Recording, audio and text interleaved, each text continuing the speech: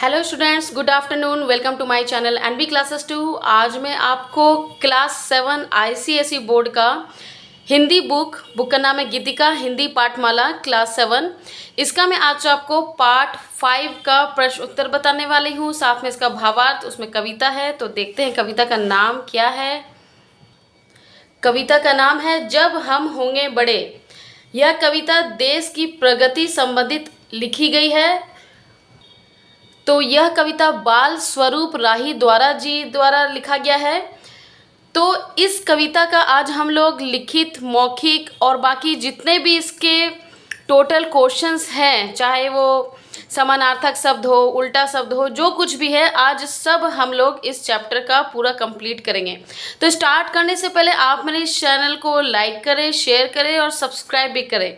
और आपको कौन सा चैप्टर चाहिए तो वो भी मुझे कमेंट सेक्शन में लिखें। मैं कोशिश करूँगी उसे मैं अपने इस चैनल में लाने की। तो चलिए शुरुआत करते हैं जब हम होंगे बड़े का मौखिक प्रश्न से। तो यहाँ मौखिक प्रश्न में मैं पहला प्रश्न पढ़ रही हूँ, इस कविता के रचनाकार कौन है। तो जैसा कि हम लोग जानते हैं, इस कविता के रचनाकार बाल स्वरूप राही है। प्रश्न 2, हिंसा का प्रकोप सदैव कहाँ बना रहता है। तो उत्तर देखते हैं हम लोग। तो उत्तर होगा हिंसा का प्रकोप लोगों के दिलों में बना रहता है। प्रश्न गौ, इस कविता में देश को बदलने का प्रण कौन कर रहा है। उत्तर है इस कविता में देश को बदलने का प्रण भारत के बच्चे कर रहे हैं। प्रश्न घ, कविता में कहाँ हरियाली लाने की बात की गई है। उत्तर है कविता में रेगिस्तान और बंजर भूमि को हरियाली में बदलने की बात की गई है। तो चलिए आगे देखते हैं, इसके लिखित प्रश्न उत्तर की तरफ बढ़ते हैं। तो देखिए आप, पहला प्रश्न क्या कह रहा है। कविता में बच्चों ने लोगों के दिल के विषय में क्या बात कही है। तो उत्तर कुछ इस प्रकार है। उत्तर है प्रस्तुत कविता में बच्चों का कहना है कि लोगों के दिल में प्यार से अधिक नफरत और घृणा का भाव है। प्रश्न ख देखते हैं, कविता में किन आदतों को कुरीतियाँ कहा गया है। उत्तर होगा समाज में फैली हुई चारों ओर भ्रष्टाचार और जमाखोरी जैसी आदतों को कुरीतियाँ कहा गया है। प्रश्न ग, बच्चे किस बात की शपथ खा रहे हैं। उत्तर होगा बच्चे यह शपथ खा रहे हैं कि वह देश से सभी कुरीतियों को मिटा देंगे और देश में समृद्धि और प्रेम का माहौल बनाने का संकल्प लेता है। प्रश्न घ, जब हम होंगे बड़े कविता का संदेश क्या है। तो उत्तर कुछ इस प्रकार है। जब हम होंगे बड़े कविता का मुख्य संदेश बच्चों को देश प्रेम और समाज सेवा के लिए प्रेरित करना है। यह कविता बच्चों को यह सिखाती है कि उन्हें अपने देश के लिए कुछ करना चाहिए और समाज की भलाई के लिए काम करना चाहिए। थोड़ा सा दिखाई नहीं दे रहा होगा तो मैं थोड़ा सा नीचे कर दे रही हूँ। चलिए इसके आगे जो सही उत्तर पर सही का चिन्ह लगा है वो मैं आपको बताने जा रही हूँ। तो यहाँ पर पहला प्रश्न देखें, कविता में बच्चे बड़े होकर किस देश को बदलने की बात कर रहे हैं। तो उत्तर होगा भारत। अब भी कुछ लोगों के दिल में क्या अधिक है। उत्तर होगा नफरत। बच्चे भारत का झंडा किससे ऊंचा फहरा देना चाहते हैं। हिमगिरी से, मतलब हिमालय से।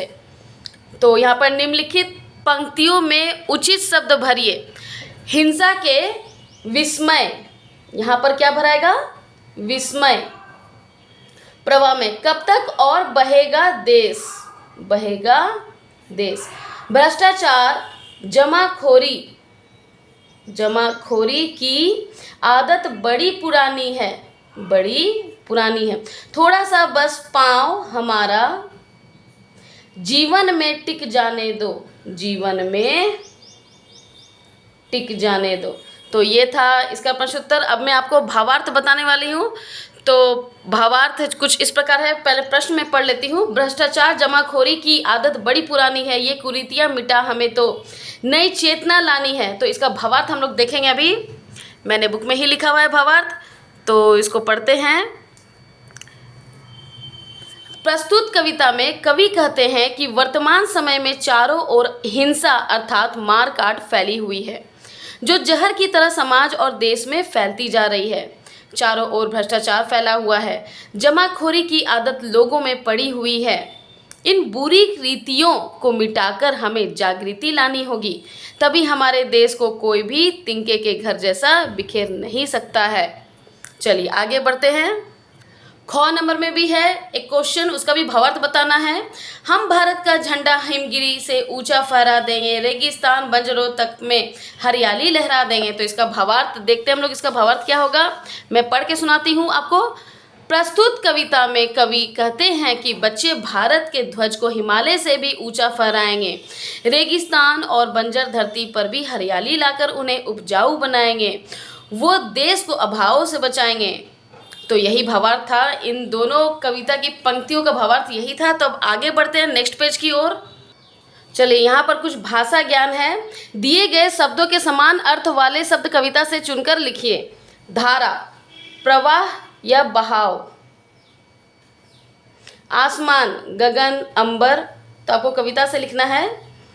दोस्त, मित्र, सखा, मनुष्य, मानव, आदमी, सूरज, सूर्य, रवि, दिनकर। मिलान करना है हम लोग को। पुरानी, नई, ऊंचा, नीचा, बंजर, उपजाऊ। इसमें बोल रहा था बच्चों कि कविता से चुन कर लिखना है।